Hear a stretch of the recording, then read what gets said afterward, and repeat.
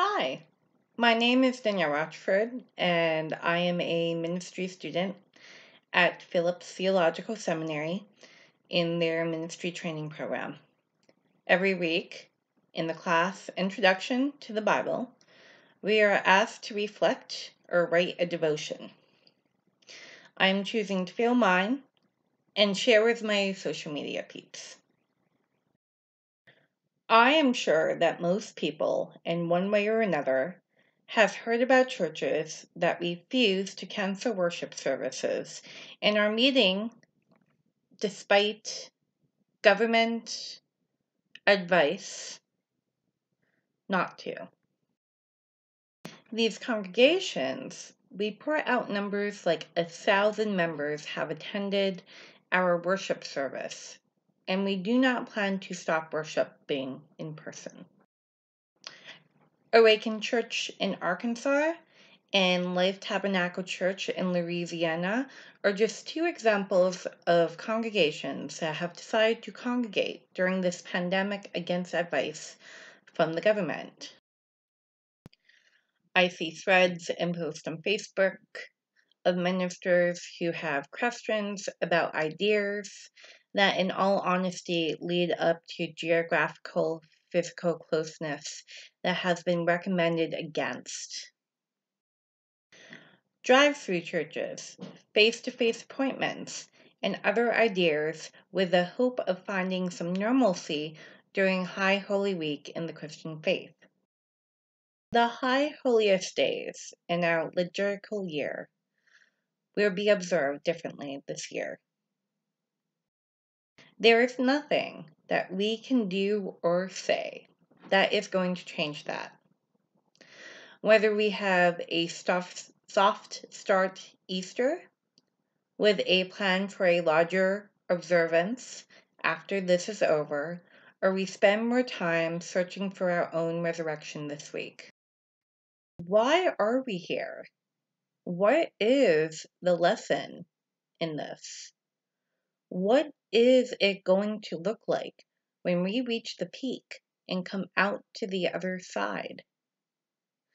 Are we going to be a church of face masks for a few months, where we require people to wear face masks at church? The call of ministry is to serve our congregants to the best of our ability and put them first. We do not do ministry for ourselves. We do it to be servants and disciples of Christ. We are at a time where we need to consider that we are called for more than just a technical change. By how we do our worship service face to face, and to recognize that what has been said about technology and outreach to those who are not able to go to church on Sundays is nigh. Resisting the possibility that this is part of a 500-year Reformation period where God is asking us if we are still listening to God who is still speaking is not going to serve us well. We have hope that our congregants will realize the importance of a physical service and come flocking back. We refuse to do technology or get frustrated when we are unable to do it in physicality.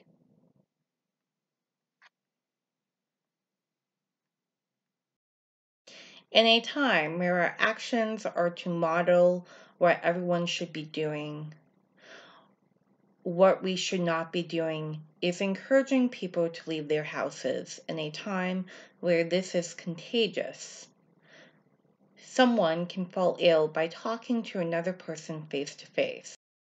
This past week, I went to a Zoom talk held by Lemoyne College around the topic of coping with COVID-19, insights from Ignatian spirituality and leadership studies.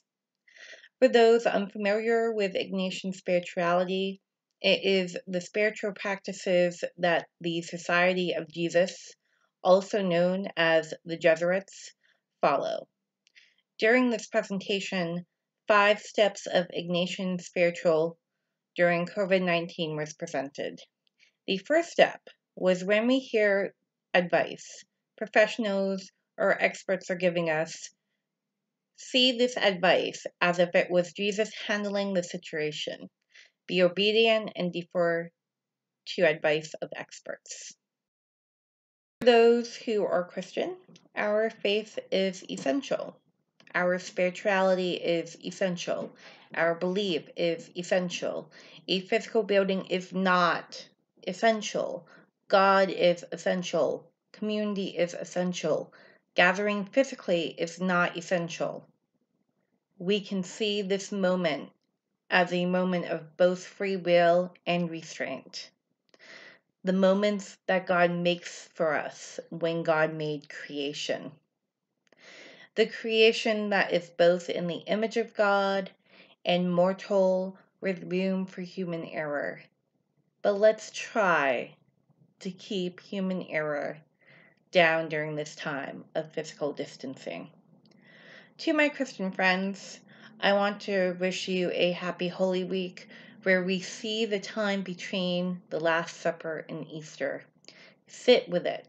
Take deep breaths and really think about what the resurrection means in the empty tomb.